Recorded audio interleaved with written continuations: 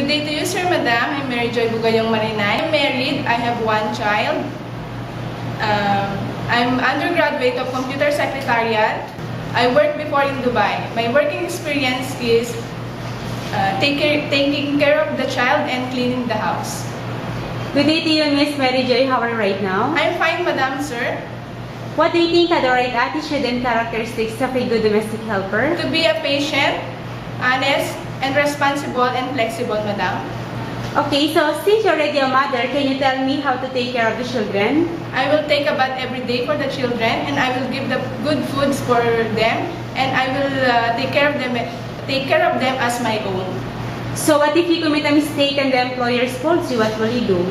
I will apologize, and I will tell that I will not do this again. What is your last message or promise to your employer? I will promise to my employer that I will finish my 2 years contract and I will be the best domestic helper to them. Thank you, Miss Mary Joy, and good luck. Thank you, sir, madam.